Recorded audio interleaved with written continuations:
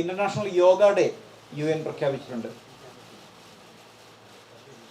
അതുപോലെ തന്നെയാണ് international meditation day. International yoga day എന്ന് എനിക്ക് തോന്നുന്നു 2016 മുതൽ മറ്റോ ആരംഭിച്ച ഇന്റർനാഷണൽ യോഗ ഡേ ലോകത്തെമ്പാടുമായിട്ട് ഇന്ന് വളരെ നല്ല രീതിയിൽ ആചരിക്കുന്നുണ്ട്. അതിൻ്റെ സന്ദേശം ജനങ്ങളിൽ എത്തുന്നുണ്ട്. അതുപോലെ തന്നെയാണെങ്കിൽ ഈ വർഷം മുതലാണ് മെഡിറ്റേഷൻ്റെ പ്രത്യേകത എന്ന് വെച്ച് കഴിഞ്ഞാൽ നമ്മുടെ പല രോഗങ്ങളും, ശാരീരികമായിട്ടുള്ള പല രോഗങ്ങളും മാനസികമായിട്ട് ബന്ധപ്പെട്ടാണ്. മനസ്സിൻ്റെ രോഗങ്ങൾ ശരീരത്തെയും ബാധിക്കും. അപ്പോൾ ആയുർവേദത്തിൻ്റെ ഒരു കൺസെപ്റ്റ് എന്ന് വെച്ച് കഴിഞ്ഞാൽ ശാരീരികവും മാനസികവും ആത്മീയവുമായിട്ടുള്ള ആരോഗ്യം എന്നുള്ളതാണ്. ഇപ്പോൾ ഏറെക്കുറെ മോഡേൺ മെഡിസിനും ഇതൊക്കെ കുറേയൊക്കെ അംഗീകരിച്ചിട്ടുണ്ട്. നമുക്ക് കാണാൻ സാധിക്കും പല രോഗങ്ങളുടെയും അടിസ്ഥാനപരമായ കാരണം പലപ്പോഴും ശരീരത്തിനൊപ്പം തന്നെ മനസ്സിൻ്റെയും കൂടെ പ്രശ്നങ്ങളാണ്. അപ്പോൾ മനസ്സിൻ്റെയും കൂടെ ആരോഗ്യത്തിന് ആയുർവേദം വളരെ പ്രാധാന്യം കൊടുക്കുന്നുണ്ട്. അതിനനുസരിച്ചുള്ള സ്മൃതി മെഡിറ്റേഷൻ മുതലായ മെഡിറ്റേഷൻസ് നമ്മളിപ്പോൾ ആയുർവേദത്തിൻ്റെ കൺസെപ്റ്റുകൾ ഉപയോഗപ്പെടുത്തിക്കൊണ്ട് നമ്മൾ ചെയ്യുന്നുണ്ട്. അത് വളരെ ഫലപ്രദമായിട്ട് നമ്മൾ ചെയ്യുന്നുണ്ട്. നമുക്ക് നോക്കിക്കഴിഞ്ഞാൽ കാണാൻ സാധിക്കും ഒരു 99% രോഗങ്ങൾ ഉണ്ടാകുന്നത് നമ്മുടെ ജീവിതശൈലിയുടെ അല്ലെങ്കിൽ ആഹാര രീതിയുടെ പ്രശ്നമാണ്. ചെറിയൊരു ശതമാനം രോഗങ്ങൾ മാത്രമാണ് ബാക്ടീരിയ കൊണ്ട്, വൈറസ് കൊണ്ട്, അല്ലെങ്കിൽ പ്രോട്ടോസോ കൊണ്ട്, ഫംഗസ് കൊണ്ടൊക്കെ വരുന്നത്. അതുപോലും നമ്മുടെ ആഹാര രീതി കറക്റ്റ് ആണെങ്കിൽ നമ്മളെ ബാധിക്കില്ല എന്നുള്ളതാണ് യഥാർത്ഥം. നമ്മുടെ കണ്ണ് തുറപ്പിക്കപ്പെട്ട ഒരു കാലഘട്ടം കൂടിയാണ് നമ്മുടെ കൊറോണ കാലഘട്ടം, അല്ലേ? കൊറോണ കാലഘട്ടത്തിൽ വീട്ടിലിരുന്ന പലരെയും കൊറോണ ബാധിച്ചു, പുറത്തു പോയ പലരെയും കൊറോണ ബാധിച്ചു. എന്തുകൊണ്ട് ബാധിച്ചില്ല? എന്തുകൊണ്ടാണ് ബാധിക്കാഞ്ഞ്? നമ്മൾ പറയും അവരുടെ ഇമ്മ്യൂണിറ്റിയാണ്. ആ ഇമ്മ്യൂണിറ്റി എവിടുന്നാണ് വരുന്നത്? അത് നമ്മൾ കഴിക്കുന്ന ആഹാരം നമ്മുടെ ജീവിതശൈലിയുമായിട്ടാണ് ബന്ധപ്പെട്ടിരിക്കുന്നത്. നമ്മൾ നോക്കിക്കഴിഞ്ഞാൽ കാണാൻ സാധിക്കും ഏറ്റവും കൂടുതൽ കൊറോണ ബാധിക്കപ്പെട്ടുള്ളത് ഏതൊക്കെ രാജ്യങ്ങളാണ്? ഏതൊക്കെ രാജ്യങ്ങളെയാണ് ഏറ്റവും കൂടുതൽ കൊറോണ ബാധിച്ചത്? ചൈന, പിന്നെ അമേരിക്ക, പിന്നെ യൂറോപ്യൻ രാജ്യങ്ങൾ. ഏറ്റവും കുറച്ച് ബാധിക്കപ്പെടുന്നത് ഏതൊക്കെ രാജ്യങ്ങളാണ്? ആഫ്രിക്കൻ രാജ്യങ്ങളെയാണെന്ന് കാണാൻ സാധിക്കും.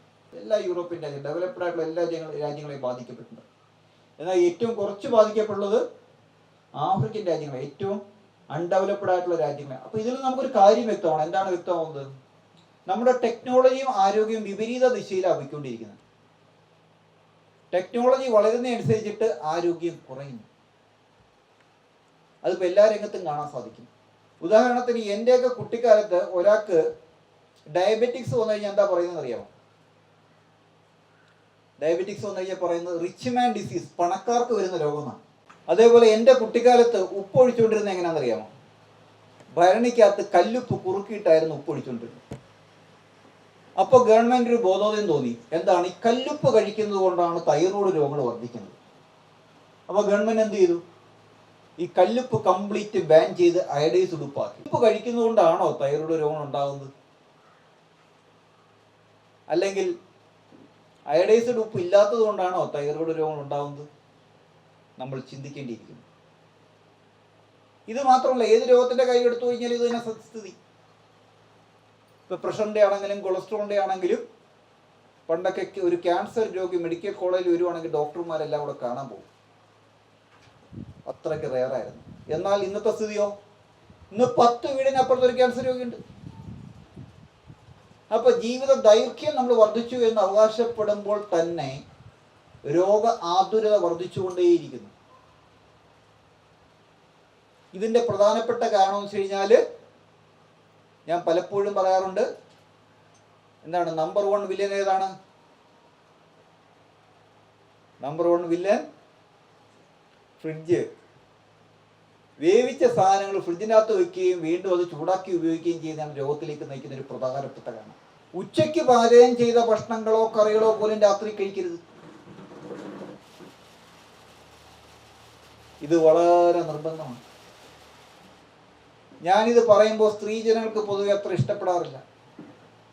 എന്നാൽ പറയാതിരിക്കാൻ നിവൃത്തിയില്ല. ഇതാണ് രോഗത്തിന്റെ പ്രധാനപ്പെട്ട കാര്യം.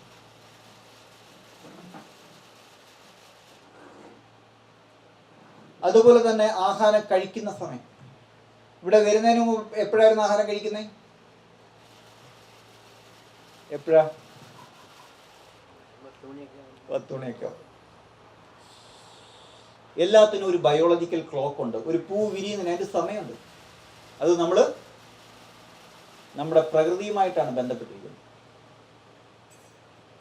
പകല് കണ്ണു കാണുന്ന ജീവികളുടെ എല്ലാം ഡൈജഷൻ മെറ്റാബോളിസം സൂര്യനുമായിട്ട് ബന്ധപ്പെട്ടിരിക്കുന്നു. സൂര്യൻ ഉച്ചസ്ഥായി നിൽക്കുന്ന ഉച്ചയ്ക്കായിരിക്കും നല്ല ഡൈജഷൻ ഉള്ള, നല്ല മെറ്റാബോളിസം ഉള്ളത്. ഉച്ചയ്ക്ക് 2 മണി കഴിഞ്ഞാൽ തന്നെ സൂര്യൻ അസ്തമിച്ചു തുടങ്ങും. സന്ധ്യ കഴിഞ്ഞാൽ തീരെ കുറയും. അപ്പൊ സന്ധ്യ കഴിഞ്ഞാൽ പിന്നെ ആഹാരം കഴിക്കരുത് എന്നുള്ളതാണ്. ഉച്ചയ്ക്ക് 2 മണി കഴിഞ്ഞാൽ പിന്നെ ചോറ് കഴിക്കരുത്, പിന്നെ ലഘുഭക്ഷണം കഴിച്ചോ. ഇതേപോലെ തന്നെയാണ് അമിതമായിട്ടുള്ള എരിവ്. സന്തോഷ് ജോർജ് കുളങ്ങരയുടെ ഒരു ചാനലുണ്ട്. അദ്ദേഹം ലോകത്തെമ്പാടും പോയി ഫുഡ് കഴിച്ച് വെക്കുകയാണ്. അപ്പോൾ അതിൻ്റെ അകത്തൊരു ഇൻ്റർവ്യൂവിൽ അദ്ദേഹം പറഞ്ഞൊരു കാര്യമുണ്ട്. ഇത്രയധികം എരിവ് കഴിക്കുന്ന ഒരു ജനത നമ്മുടെ കേരളത്തിലും പിന്നെ ആന്ധ്രയിലും കണ്ട അദ്ദേഹത്തിന് കാണാൻ സാധിച്ചുള്ളതാണ്. ലോകത്തെങ്ങും കാണാൻ സാധിച്ചില്ല ഇത്രമാത്രം എരിവ് കഴിക്കുക. അദ്ദേഹം പറയുന്ന കാര്യമുണ്ട്, യൂറോപ്യൻസൊക്കെ ആണെങ്കിൽ നമ്മുടെ ഫുഡ് കഴിച്ചാൽ ഓടുമെന്ന്. അത്രയ്ക്ക് എരിവാണ് നമ്മൾ കഴിക്കുന്നത്. മനുഷ്യ ശരീരത്തിന് വളരെ കുറച്ച് മാത്രം ആവശ്യമുള്ള സാധനമാണ് എരിവ്.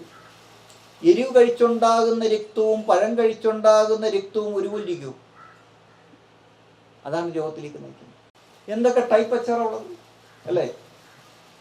ഈന്തപ്പഴ അച്ചാറ്, ചൂര അച്ചാറ്, ചെമ്മീൻ അച്ചാറ്. കഴിഞ്ഞ ഒരു ദിവസമാണെങ്കിൽ ഒരു വയനാടിൽ നിന്നൊരു പേഷ്യൻ്റ് വന്നായിരുന്നു. പേഷ്യൻ്റ് പറഞ്ഞു അവിടെയാണെങ്കിൽ ഈർക്കൽ വരെ അച്ചാർ ഇടുന്നു.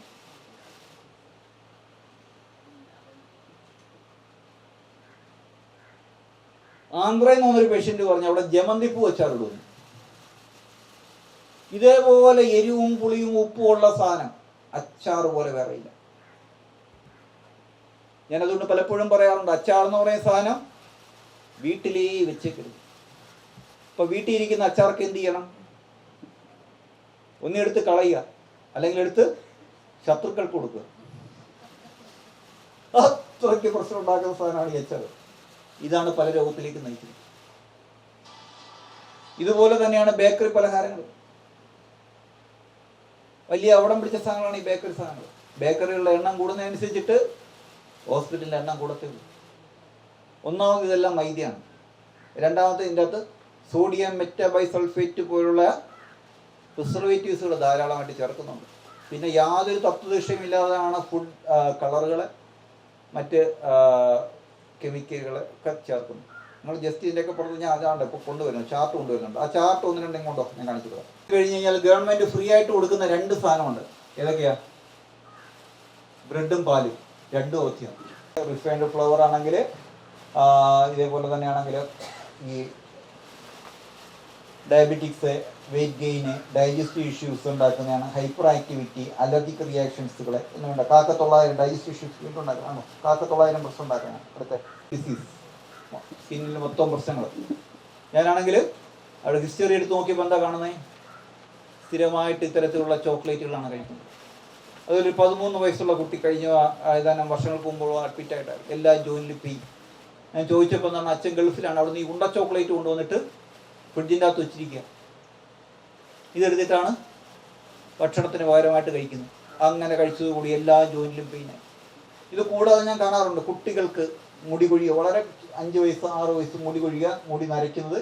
ഇതിൻ്റെ എല്ലാം കാരണം നോക്കിക്കഴിഞ്ഞാൽ ഈ ചോക്ലേറ്റ് ആണെന്ന് കാണാൻ സാധിക്കും. ഇതിനകത്ത് ഉപയോഗിച്ചിരിക്കുന്ന പ്രിസർവേറ്റീവ്സുകൾ ഇതൊക്കെയാണെങ്കിൽ വളരെയധികം പ്രശ്നം ഉണ്ടാക്കുന്ന സാധനങ്ങളാണ്. അതുകൊണ്ട് ഇത്തരത്തിലുള്ള ചോക്ലേറ്റുകളൊക്കെ ഒഴിവാക്കുക. പക്ഷെ ഹാർട്ടിന് പ്രശ്നം ഉണ്ടാക്കാൻ നമ്മുടെ ശരീരം സമ്മതിക്കത്തില്ല. ശരീരത്തിന് ഒരു സെൽഫ് ഇൻ്റലിജൻസ് ഉണ്ട്. അത് വെച്ചിട്ട് അതെന്ത് ചെയ്യും? അത് പല ഭാഗത്തു കൊണ്ടുപോയി ഡെപ്പോസിറ്റ് ചെയ്യും. അങ്ങനെ ഡെപ്പോസിറ്റ് ചെയ്യുന്നതാണ് യൂറിക് ആസിഡായിട്ട് ഡെപ്പോസിറ്റ് ചെയ്യുന്നത്. പല ജോയിൻറ്റിൻ്റെ അകത്താണെങ്കിലും യൂറിക് ആസിഡായിട്ട് മാറും. ഇങ്ങനെയുള്ള അശുദ്ധ രക്തം പല ഭാഗത്ത് തോളിൽ കൊണ്ടുപോയി ഡെപ്പോസിറ്റ് ചെയ്യുന്നതാണ് തോളുവേദന, ഫ്രോസൺ ഷോൾഡർ എന്ന് പറയും. പല പേഷ്യൻറ്റും എൻ്റെ അടുത്ത് ചോദിക്കാറുണ്ട്, എന്താണ് തോളുവേദനയും വയറുമായിട്ട് എന്തുവാ ബന്ധമെന്ന്. വയറിൻ്റെ പ്രശ്നം കൊണ്ടാണ് തോളുവേദന ഉണ്ടാകുന്നത്. ഇത് തന്നെ ഇവിടെ എൽബോയിൽ കൊണ്ടുപോയി ഡെപ്പോസിറ്റ് ചെയ്യുന്നതാണ് ടെന്നീസ് എൽബോ.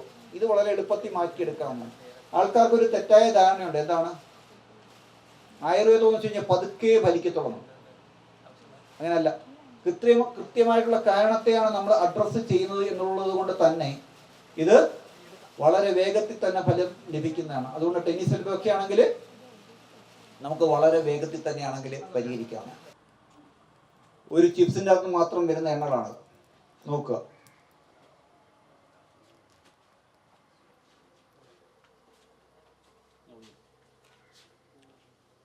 നമ്മളാണെങ്കിലോ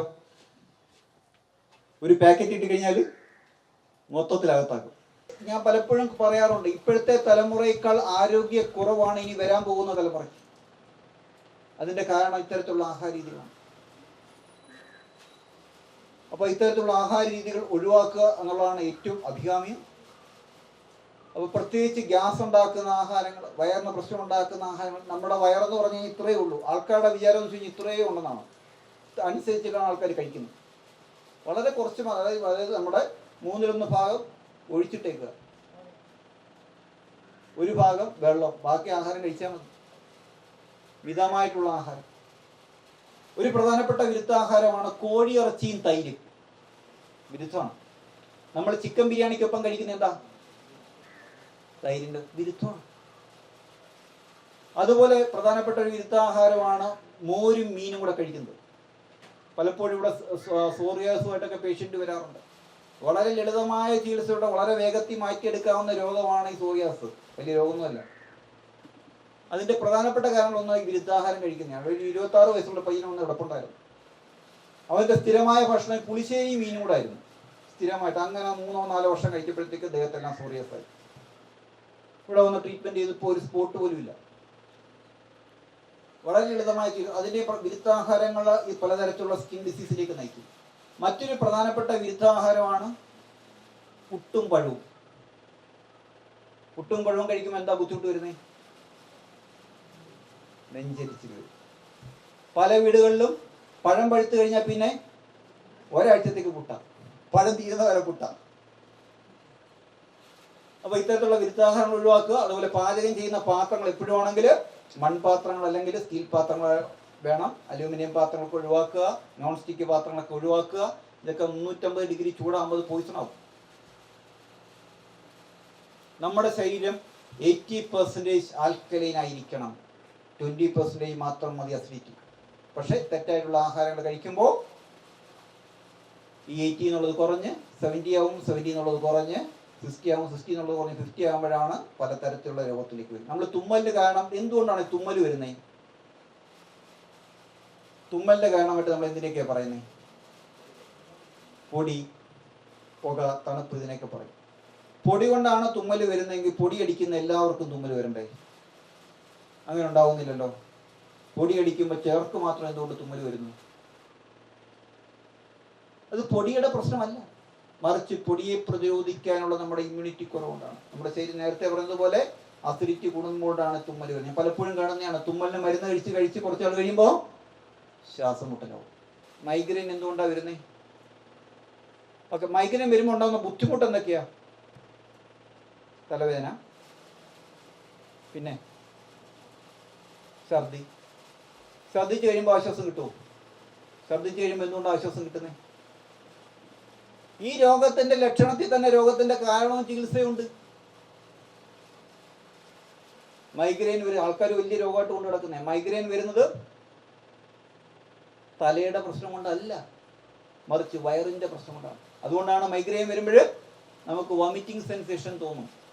ഛർദിച്ച് കഴിയുമ്പോൾ ആശ്വാസം കിട്ടുന്നത് എന്തുകൊണ്ടാണ്? ആ ടോക്സിൻ ശരീരം വെളിക്കളയാനുള്ള ശരീരത്തിന്റെ ശ്രമത്തിന്റെ ഭാഗമാണ് ഈ മൈഗ്രെയിൻ. അത് വെളിയിൽ പോകുമ്പോൾ ആശ്വാസം കിട്ടി. വയറ് ശരിയാക്കി കഴിഞ്ഞ് കഴിഞ്ഞാൽ പെർമനന്റ് ആയിട്ട് മാറ്റിയെടുക്കാവുന്ന സാധനമാണ് ഈ മൈഗ്രെയിൻ. വളരെ ലളിതമായ ചികിത്സയിലൂടെ മാറ്റിയെടുക്കാവുന്നതാണ് മൈഗ്രെയിൻ. ഒരു കാര്യം നമ്മൾ മനസ്സിലാക്കുക, നമ്മൾ എന്താണോ കഴിക്കുന്നത് അതാണ് നമ്മുടെ ശരീരമായിട്ട് മാറുന്നത്. ആ വേൾഡ് മെഡിറ്റേഷൻ ഡേയുടെ ഉദ്ഘാടനവും അതിൻ്റെ അനുഗ്രഹ പ്രഭാഷണവും ചെയ്യാനായിട്ട് എത്തിയിരിക്കുന്നത് സ്വാമി മംഗളാനന്ദ, പൂജനീയ മംഗളാനന്ദ ജ്ഞാന തപസ്വിയാണ്.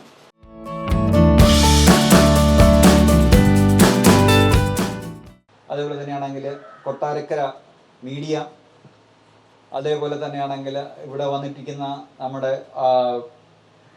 പേഷ്യൻസ്, അവരുടെ മറ്റ് നാട്ടുകാരെ, നമ്മുടെ പ്രവർത്തകരെ, എല്ലാവർക്കും എൻ്റെ പേരിലും ഈ ഒരു പ്രോഗ്രാമിൻ്റെ പേരിലും സ്വാഗതം ആശംസിച്ചുകൊണ്ട് നിർത്തുന്നു. നന്ദി, നമസ്കാരം.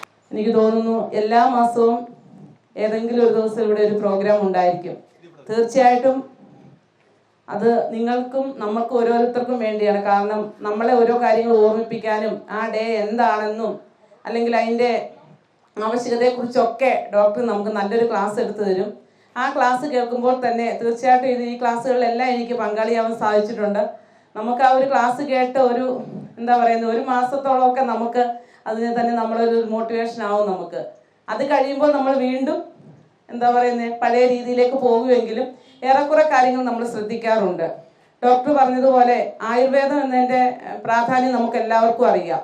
രോഗം വന്ന് ചികിത്സിക്കുന്നതിനെക്കാട്ടും നല്ലത് നമ്മൾ രോഗം വരാതിരിക്കാൻ ശ്രദ്ധിക്കുന്നതാണ്. അതുപോലെ തന്നെ ഇവിടെ ഡോക്ടർ വിരുദ്ധാഹാരങ്ങളെയും മറ്റു കാര്യങ്ങളെല്ലാം പറഞ്ഞു. അതുപോലെ തന്നെ മനസ്സിൻ്റെ ആരോഗ്യവും ഏറ്റവും പ്രധാനമാണ്. കാരണം എന്ന് വെച്ചാൽ ഇന്ന് നമ്മൾ നേരിടുന്ന പ്രശ്നങ്ങൾ നമുക്ക് ചെറിയൊരു കാര്യം മതി. എനിക്കൊക്കെ ആണെങ്കിൽ ഒരുപാട് ടെൻഷൻ അനുഭവിക്കുന്ന കൂട്ടത്തിലാണ്. അപ്പോൾ തീർച്ചയായിട്ടും നമ്മുടെ മനസ്സിൻ്റെ ആരോഗ്യം നല്ല രീതിയിൽ ശ്രദ്ധിക്കേണ്ടത് ആവശ്യമാണ്. അതുപോലെ തന്നെ മെഡിറ്റേഷൻ നമുക്കറിയാം, അല്പസമയം അതിനു വേണ്ടി കൂടിയൊക്കെ നമ്മൾ ചിലവഴിക്കണം. അതുപോലെ യോഗ ഡേയുടെ അന്ന് നമുക്ക് നല്ലൊരു ക്ലാസ് എടുത്തു തരുന്നുണ്ട് ഡോക്ടർ. അതുപോലെ തീർച്ചയായിട്ടും നമ്മൾ കുറച്ച് കാര്യങ്ങൾ ശ്രദ്ധിക്കുവാണെങ്കിൽ നമ്മളുടെ വരും തലമുറയെ സംരക്ഷിക്കുവാനും കുറച്ച് കാര്യങ്ങൾ ശ്രദ്ധിക്കാനും ഒക്കെ നമുക്ക് സാധിക്കും. ഞാൻ കൂടുതലായിട്ടൊന്നും പറയുന്നില്ല. എല്ലാവർക്കും എല്ലാവിധ ആശംസ അറിയിച്ചുകൊണ്ട് എല്ലാവർക്കും ക്രിസ്മസ് പുതുവത്സര ആശംസകളും നേർന്നുകൊണ്ട് നിർത്തുന്നു.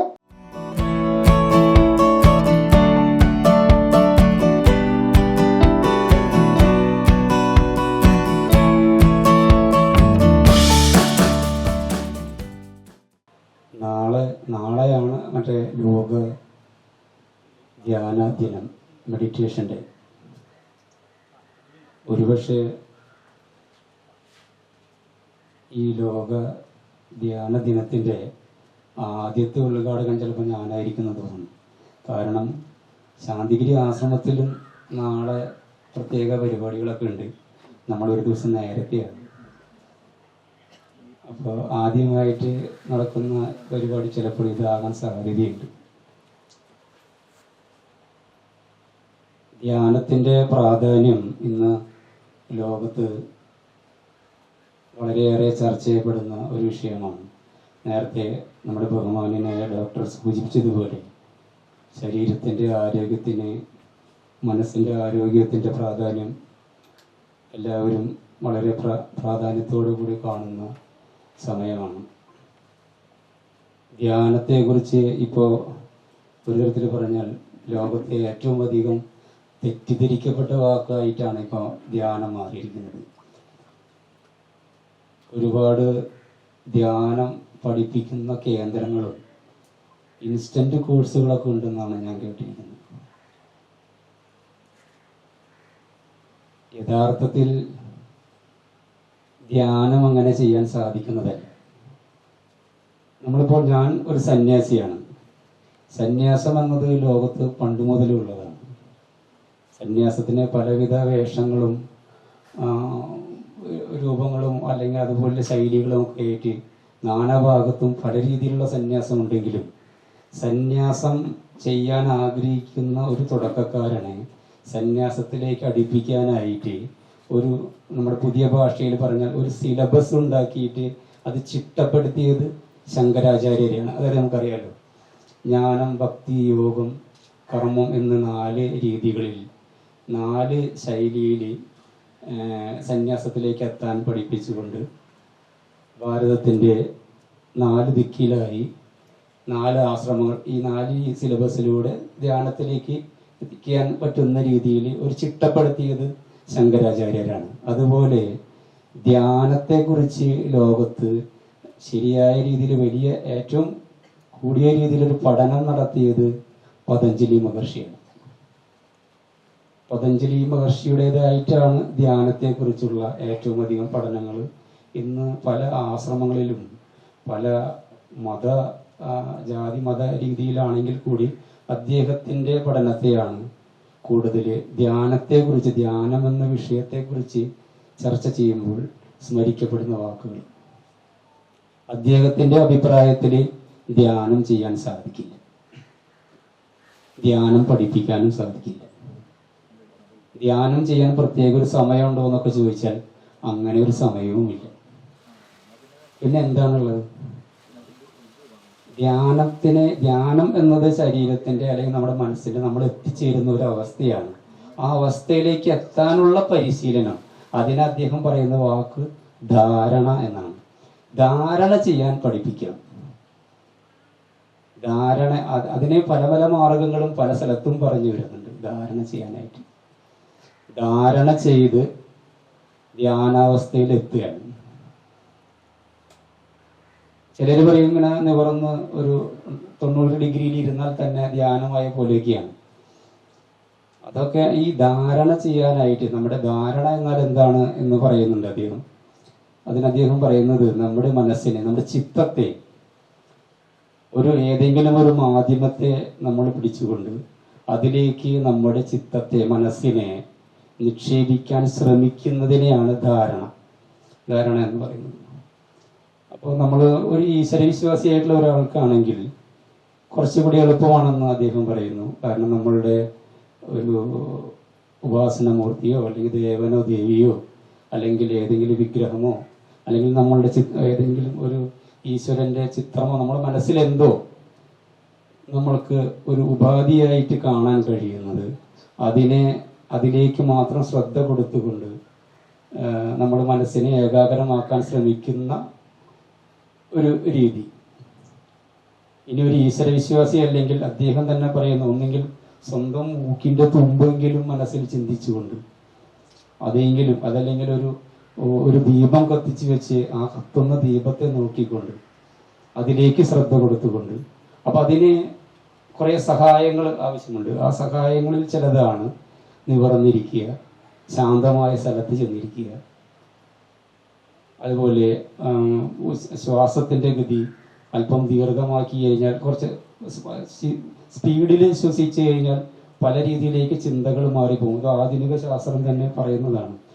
ശ്വാസത്തിന്റെ ഗതി നിയന്ത്രിക്കുക, ഇങ്ങനെ പലവിധ മാർഗങ്ങൾ അതിന് പറയുന്നുണ്ട്. ഭക്ഷണക്രമം, സാറ് നേരത്തെ പറഞ്ഞതുപോലെ എരിവും പുളിയൊക്കെ അധികം കഴിച്ചാൽ അത് മനസ്സിന് രജോഗുണം ഉണ്ടാക്കും. രജോഗുണം അറിയില്ലേ, കേട്ടിട്ടുണ്ട് അങ്ങനെയൊക്കെ. മനസ്സിന്റെ 3 ഗുണങ്ങളാണ് സത്വം, രജസ്, തമസ് എന്നൊക്കെ. സത്വഗുണം എന്ന് വെച്ച് കഴിഞ്ഞാൽ ഒരു സ്വാത്വികമായ ഭാവം വരുന്ന ഒരു ഭാവമാണ്. രജസ് എന്ന് പറയുമ്പോൾ അഹങ്കാരം, അസൂയ, അതല്ലെങ്കിൽ അങ്ങനെയൊക്കെയുള്ള ഇതൊക്കെ രജസിന്റെ ഗുണമുള്ള ഒരു മനസ്സിൽ നിന്നുണ്ടാവുന്നതാണ്. തമസ് എന്ന് വെച്ച് കഴിഞ്ഞാൽ അറിയാലോ, ആകെ ഒരു ഉറങ്ങിക്കിടക്കുന്ന അലസമായ മനസ്സിനെയാണ് തമസ് എന്ന് പറയുന്നത്. സ്വാത്വിക ഗുണമുള്ള ഭക്ഷണത്തിൽ എരിവും പുളിയൊന്നുമില്ല. അതുപോലെ അത് ഞാൻ പറഞ്ഞു തന്നത് ഈ ധ്യാനത്തിനേക്ക് ശ്രദ്ധിക്കുമ്പോൾ ഭക്ഷണക്രമം ശ്രദ്ധിക്കാൻ പറയും. ഇതൊക്കെ തുടക്കക്കാരനോട് മാത്രം പറയുന്ന കാര്യങ്ങളാണ്. ധ്യാനം എന്നത് പരിശീലിക്കാൻ ശ്രമിക്കുമ്പോൾ, ധാരണ പരിശീലിക്കുമ്പോൾ ചെയ്യുന്ന കുറെ കാര്യങ്ങളാണ്. ഇങ്ങനെ ധാരണ ചെയ്ത് മനസ്സിനെ ഒരു ഏകാഗ്രതയിൽ എത്തിക്കാൻ ശ്രമിച്ച് ക്രമേണ എന്ന് തന്നെ പറയണം, കുറച്ച് ശ്രമിച്ച് കുറെ നാൾ കഴിയുമ്പോഴൊക്കെയാണ് നമ്മളുടെ മനസ്സ് ഈ ചഞ്ചലമായി ഓടിക്കൊണ്ടിരിക്കുന്ന അവസ്ഥയിൽ നിന്ന് ഒരിടത്ത് സ്ഥിരമായി നിൽക്കുന്ന ഒരു ഘട്ടത്തിൽ എത്തിച്ചേരും. അതിനെയാണ് ധ്യാനം എന്ന് പറയുന്നത്. അത് നമുക്ക് എപ്പോഴും ചെയ്യാൻ പറ്റുന്നതല്ല. എപ്പോഴും എല്ലാവർക്കും ധ്യാനം സംഭവിച്ചു കൊള്ളണമെന്നില്ല. ധ്യാനം ഒരു അവസ്ഥയാണ്, അത് സംഭവിക്കുന്നതാണ്. ധ്യാനത്തിലേക്ക് നമ്മൾക്ക് ഒരു സമയം വെച്ചിട്ട് ചിലർ പറയും, സ്വാമി ഞാൻ 2 മണിക്കൂർ ഇന്ന് ധ്യാനം ചെയ്തു, 3 മണിക്കൂർ ധ്യാനം ചെയ്തു എന്നൊക്കെ നമുക്കത് ചിരിച്ചുകൊണ്ട് പറയാന്നല്ലാതെ യഥാർത്ഥ ധ്യാനാവസ്ഥയിൽ എത്തിയ ഒരാൾക്ക് പിന്നെ മണിക്കൂർ എണ്ണാൻ പറ്റില്ല. അപ്പൊ 2 മണിക്കൂർ ധ്യാനം ചെയ്തെന്നൊക്കെ പറഞ്ഞാൽ ആൾ ധ്യാനത്തിൽ എത്തിയിട്ടില്ല. അതുപോലെ തന്നെ ഈ ധാരണ കഴിഞ്ഞ് ധ്യാനാവസ്ഥയിൽ എത്തുന്നതിന് മുൻപ് ചിലർ ഉറക്കത്തിൽ വീഴാനുള്ള സാധ്യത ഈ പതഞ്ജലി മഹർഷി തന്നെ പറയുന്നുണ്ട്. ഉറങ്ങിപ്പോകുന്നു, ഉറങ്ങാതിരിക്കാൻ ശ്രദ്ധിക്കണം എന്ന് പറയും. നമ്മൾ ധ്യാനം ചെയ്യാൻ ശ്രദ്ധിക്കുന്ന ഈ ധാരണ ചെയ്യുന്ന സമയത്ത് അമിതമായ ഉറക്കക്ഷീണം പാടില്ല. അതുപോലെ അമിതമായി ഉറങ്ങാനും പാടില്ല. ഇതൊക്കെ നമ്മൾക്ക് ഇതിന് തടസ്സമുണ്ടാക്കുന്നതാണ്. ഇതൊക്കെയാണെങ്കിൽ തന്നെയും ഋഷിമാരും മുനിമാരൊക്കെ പറയുന്ന വേറൊരു കാര്യമുണ്ട്. നമ്മുടെ ജീവന്റെ പഴക്കം എന്നൊരു വാക്ക് ഈ ആധ്യാത്മികതയിൽ ഋഷിമാർ പറയുന്ന ഒരു കാര്യമുണ്ട്. ഈ പഴക്കമുള്ള ജീവനുകൾ അവർക്ക് ഇത് വളരെ പെട്ടെന്ന് സാധിക്കും. അല്ലാത്തവർക്ക് ഒരുപാട് തവണ ശ്രമിച്ച് പരാജയമടഞ്ഞ് വീണ്ടും ശ്രമിച്ച് വീണ്ടും ചിലർ നിരാശപ്പെട്ട് പിന്മാറും. ചിലർ വീണ്ടും ശ്രമിച്ച് ധ്യാനത്തിലേക്ക് എത്തുള്ളൂ. ധാരണ ആർക്കും ചെയ്യാം, അത് പരിശീലിപ്പിക്കാം. ധാരണ പരിശീലിപ്പിക്കാൻ ആർക്കും എളുപ്പമാണ്, ധ്യാനത്തിലെത്താൻ പറ്റില്ല. ധ്യാനത്തിലെത്തുക എന്നുള്ളത് അതൊരു അവസ്ഥയാണ്. ഇതിന് ഈ ജീവന്റെ പഴക്കം എന്നത് പറയണമെങ്കിൽ ശരിക്ക് അപ്പോഴാണ് നമ്മൾ ആത്മീയതയും ഭൗതികതയും തമ്മിൽ ബന്ധപ്പെടുത്തേണ്ടത്. പലരും പറയും ആത്മീയതയും ഭൗതികതയും ഒരു നാണയത്തിന്റെ രണ്ട് വശങ്ങളാണ് എന്നൊക്കെ പറയുന്ന പലരെയും കേൾക്കാം. എൻ്റെ അഭിപ്രായത്തിൽ ഒരു നാണയത്തിന്റെ രണ്ട് വശം എന്ന് പറഞ്ഞിട്ട് പോലും തരംതിരിക്കാൻ പറ്റാത്ത രീതിയിൽ ഒന്നാണ് ആത്മീയതയും ഭൗതികതയും. അതിലെ ആത്മീയമായ കാര്യങ്ങളിലെ കുറിച്ച് അറിയണമെങ്കിൽ നമ്മൾ ജീവന്റെ ഗതിവിധികളെ കുറിച്ചൊക്കെ അറിയണം. അതറിഞ്ഞാലാണ് ഈ ജീവന്റെ പഴക്കം. അപ്പൊ നമ്മൾ ഈ ധ്യാനം എന്ന വിഷയം ഈ നമ്മുടെ ജീവന്റെ പറ്റിയും ഈ ആരോഗ്യത്തെ പറ്റിയൊക്കെ പറഞ്ഞതിന് ശേഷം പറയാൻ പഠിപ്പിക്കേണ്ട ഒരു വിഷയമാണ്. ആദ്യം പഠിക്കുന്നത് മറ്റതാണ്. അതുകൊണ്ട് തന്നെ ധ്യാനത്തെ കുറിച്ച് കൂടുതൽ പറയേണ്ട കാര്യമില്ല. ധ്യാനം പരിശീലിക്കേണ്ട ഒരു വിഷയമാണ്, ക്ലാസ് എടുക്കേണ്ട വിഷയമല്ല. ആദ്യം നമ്മൾ അറിയേണ്ടത്, നമ്മൾ ഇപ്പോൾ സ്വാമി വിവേകാനന്ദന്റെ ചിക്കാഗോ പ്രസംഗം പ്രസിദ്ധമാണ്. ഈ ചിക്കാഗോ പ്രസംഗത്തിൽ അദ്ദേഹത്തിന്റെ ഈ ലോക ശ്രദ്ധയിലെത്തിച്ച ഒന്ന് രണ്ട് കാര്യങ്ങളുണ്ട്. അത് നമ്മൾ ആദ്യം പറയുന്നത് പോലെ അദ്ദേഹത്തിന്റെ സഹോദരി സഹോദരന്മാരെ എന്നുള്ള അഭിസംബോധനയ്ക്ക് ശേഷം, ലോക പ്രശസ്തമായ അഭിസംബോധനയാണ്, അതിനുശേഷം അദ്ദേഹം ചോദിക്കുന്ന ഒരു ചോദ്യമുണ്ട്. എൻ്റെ മുന്നിലിരിക്കുന്ന നിങ്ങൾ ഓരോരുത്തരും, അദ്ദേഹം അവരുടെ സഹോദരനോട് ചോദിക്കുന്നതാണ്, വ്യത്യസ്ത രൂപത്തിലും ഭാവത്തിലും ഇരിക്കുന്നവരാണ്. ചിലർ സമ്പന്നരാണ്, ചിലർ ദരിദ്രരാണ്, ചിലർ അറിവിന്റെ പാരമ്യത്തിലെത്തി നിൽക്കുന്ന മത പണ്ഡിതന്മാരാണ്. അതില്ലാത്തവരുണ്ട് ഇതിനകത്ത്. സൗന്ദര്യമുള്ളവരുണ്ട്, ഇല്ലാത്തവരുണ്ട്. ആരോഗ്യമുള്ളവരുണ്ട്, ഇല്ലാത്തവരുണ്ട്. ചിലർക്ക് കയ്യില്ല കാലില്ല. ലോകത്ത് നോക്കിയ പല രീതിയിലാണ്. പല രീതിയിലെ ദുരിതങ്ങളും വിഷമങ്ങളും അനുഭവിക്കുന്നവരുണ്ട്. ഈ എല്ലാം ഈശ്വര സൃഷ്ടിയാണെങ്കിൽ എന്തിന് നമ്മളിങ്ങനെ പല തരത്തിലായി? എന്തിന് ഈശ്വരൻ നിങ്ങളെ പല തരത്തിൽ സൃഷ്ടിച്ചു?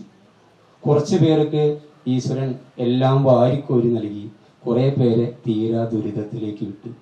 എന്തുകൊണ്ട് ഈശ്വരൻ പക്ഷപാതം കാണിച്ചു? ആ ചോദ്യത്തിന്റെ മുന്നിലാണ് ആ സദസ്സ് സ്റ്റക്കായിപ്പോയി. ഇതിനുത്തരം ഭാരതീയനറിയാം, പക്ഷെ അവർക്കറിയില്ല. ആർഷഭാരത സംസ്കാരം എന്ന് നമ്മൾ പറയുന്ന, ആർഷ എന്ന് പറഞ്ഞാൽ ഋഷി എന്നാണ് അർത്ഥം. ആർഷഭാരതം എന്ന് വെച്ചാൽ ഋഷിമാരുടെ ഭാരതം. ഋഷിമാരുടെ ഭാരതത്തിലെ നമ്മൾക്ക് ഇതിന്റെ അറിവുണ്ട്, നമ്മുടെ ഉള്ളിലെല്ലാം. നമ്മൾക്കത് പെട്ടെന്ന് ചോദിച്ചപ്പോൾ നിങ്ങൾക്കും ചിലപ്പോൾ എന്താണെന്ന് അറിഞ്ഞിട്ടുണ്ടാവില്ല. അതിനെയാണ് നമ്മൾ ഇങ്ങനെ ഗുരുക്കന്മാര് പറയും, നിങ്ങളിങ്ങനെ ഇന്നലെ ജനിച്ച് ഇന്ന് വളർന്നു വന്നവരാണെന്ന് ധരിക്കരുത്. ഈ ലോകത്തിന്റെ ചരിത്രത്തോളം നിങ്ങൾക്ക് പഴക്കമുണ്ട്. നിങ്ങൾക്കും ജനിക്കും പഴക്കമുണ്ട്. അതായത് ഈ ലോകം ഉണ്ടാവുന്ന കാലത്ത് തന്നെ അണുവായും പുഴുവായും പുല്ലുവായും എന്നൊക്കെ പറഞ്ഞ് കേട്ടിട്ടില്ലേ നമ്മൾ? ഈ ജ്ഞാനപ്പാനയിലൊക്കെ ക്ഷേത്രത്തിലൊക്കെ കേൾക്കാം. അത് എല്ലാ ജാതി മത ചിന്തകളിലും ഇതൊക്കെ പറയുന്നുണ്ട്. പക്ഷെ വ്യക്തമായി ആഴത്തിൽ പറയുന്നത് ഭാരത സംസ്കാരത്തിലാണെന്ന് മാത്രമേ ഉള്ളൂ.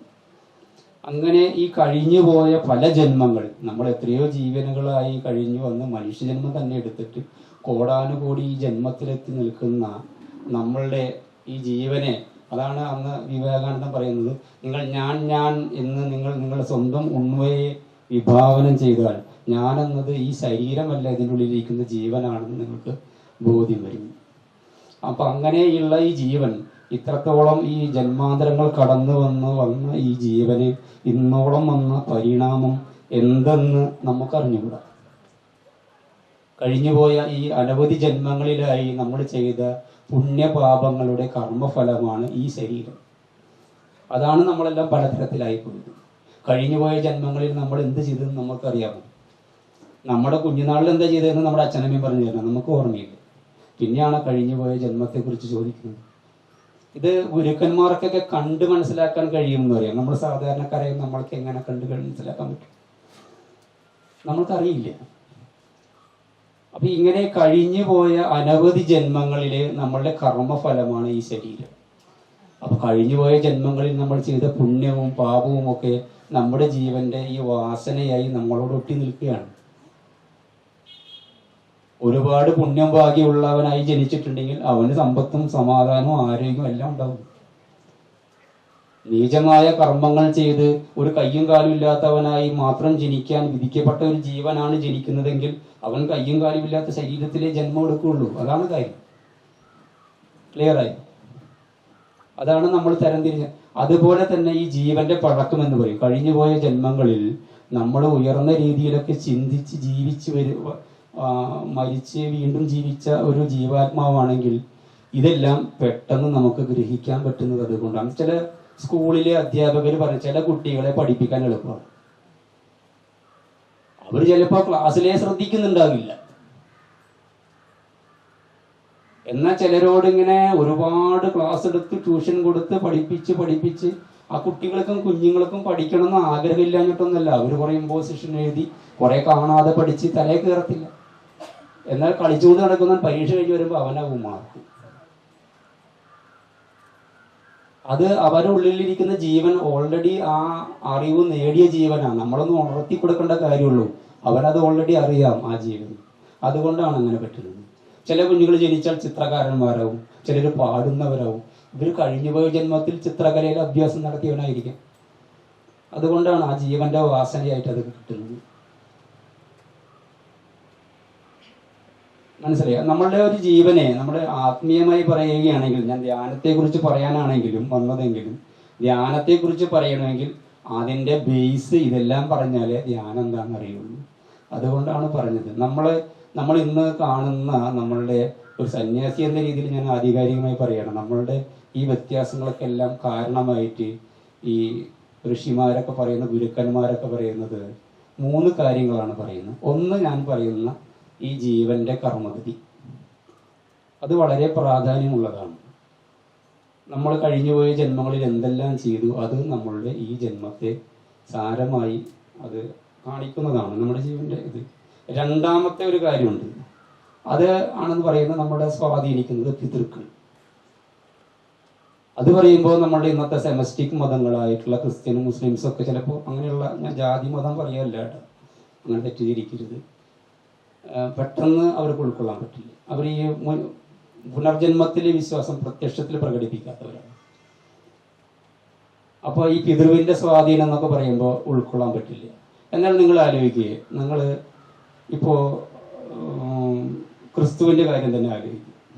ക്രിസ്തുവിന്റെ നമ്മൾ ഈ ഗുരുക്കന്മാരെ പറ്റിയൊക്കെ പറയുമ്പോൾ അവരുടെ ത്യാഗത്തെ കുറിച്ച് പറയുന്നത് വളരെ അപൂർവമാണ്.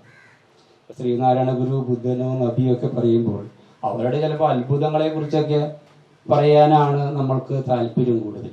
അവരുടെ ജീവിതത്തിൽ അനുഭവിച്ച ത്യാഗത്തെ പറ്റി ആരും പറഞ്ഞു കൊടുക്കുന്നില്ല. ഇപ്പൊ കൃഷ്ണനെ പറ്റിയൊക്കെ പറയുകയാണെങ്കിൽ കവികൾ പാടി സോറി തെറ്റിദ്ധരിക്കരുത്,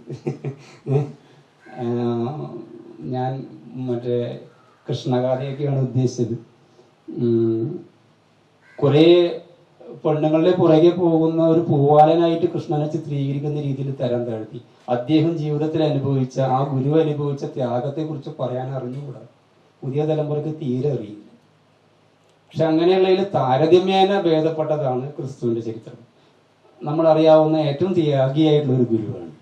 അദ്ദേഹത്തെ അതിക്രൂരമായി ശാരീരിക പീഡകൾ അനുഭവിപ്പിച്ച് കുരിശിൽ തറയ്ക്കാൻ കൊണ്ടുപോകുന്ന ഒരു രംഗമുണ്ട്. അപ്പോൾ ചമ്മട്ടി കൊണ്ടടിച്ച്, ചമ്മട്ടി എന്ന് പറഞ്ഞാൽ എന്താണെന്ന് അറിയും, ഈ മുള്ളു പിടിപ്പിച്ച ചാട്ടവാറാണ്. ഈ ചാട്ടവാറ് കൊണ്ട് ഇങ്ങനെ വീശി അടിക്കുമ്പോൾ ഇത് ചുറ്റിപ്പിടിക്കും, മുള്ളൊക്കെ ശരീരത്തിൽ തറയ്ക്കും. അപ്പോൾ മല്ലന്മാരായ പടയാളികൾ ഈ ചാട്ടവാറിന് വലിച്ചെടുക്കുന്നു, മാംസം പറിഞ്ഞു പോകും. ഒന്ന് ആലോചിച്ച് നോക്കിയ രംഗമൊക്കെ. അങ്ങനെ ഈ ചമ്മട്ടി കൊണ്ടൊക്കെ അടിച്ച് ഇങ്ങനെ ഈ കുരിശ് ഗാഗുൽത്ത മലയിലേക്ക് കൊണ്ടുപോകുന്ന സമയത്ത് ഈ ജെറുസലേമിന്റെ നഗരവീതിയിലൂടെയാണ് സന്ധ്യ നേരത്ത് ഇങ്ങനെ പോകുമ്പോൾ ഈ ബഹളം കേട്ടിട്ട് ആ വീടിൽ ഉള്ള സ്ത്രീകളൊക്കെ ഇറങ്ങി വരികയാണ്. എന്താണ് റോഡിലൊരു ബഹളം? അപ്പൊ നോക്കുമ്പോൾ അവർക്ക് സുപരിചിതനായ യേശുവിനെ കൊല്ലാൻ കൊണ്ടുപോകാണ്. അപ്പൊ ഒരു 4 ദിവസം മുൻപ് ഓശാന ഞായറാഴ്ച അദ്ദേഹത്തെ, ആ ഗുരുവിനെ ദൈവപുത്രനെ ആ ദേവാലയത്തിലേക്ക് വളരെ ആഘോഷത്തോടു കൂടി ഈ വിശ്വാസികൾ ആനയിച്ചതാണ്. അതിൽ ഈ സ്ത്രീകളും കുട്ടികളൊക്കെ മുന്നിൽ നിന്നതാണ്. അവർക്ക് വളരെ വിഷമം തോന്നി. ഇനിയിപ്പോൾ അങ്ങനെ അല്ലെങ്കിൽ കൂടി ഒരു മനുഷ്യനെ അങ്ങനെ ക്രൂരത കാണിക്കുമ്പോൾ പ്രത്യേകിച്ച് പെണ്ണുങ്ങളൊക്കെ കരയുമില്ലേ കാണുമ്പോൾ?